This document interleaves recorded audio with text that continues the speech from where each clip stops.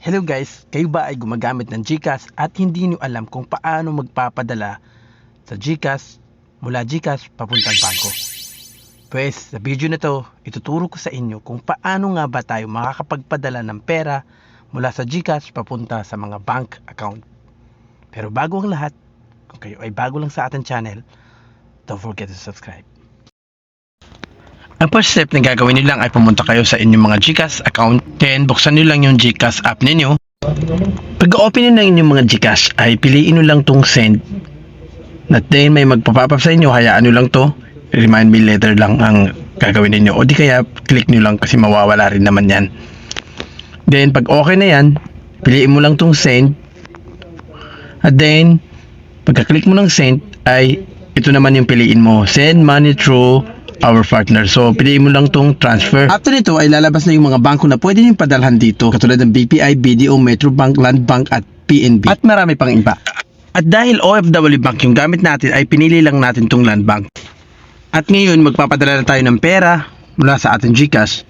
So, ang maximum na pwede natin ipadala sa isang araw ay 50,000. So, magpapadala tayo ng 600 pesos.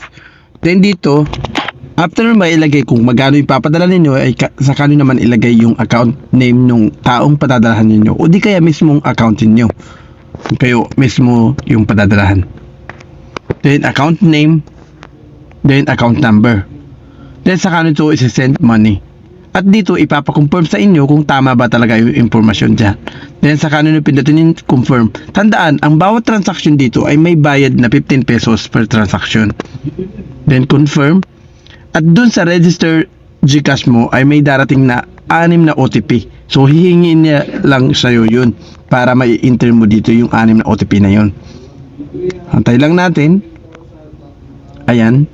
Then saka natin isa-submit. Ngayon, ito yung importante. Kailangan nyo screenshot to o di kaya i-share dun sa taong pinadalahan ninyo para makita nila na legit yung ipinadala ninyong pera sa kanila.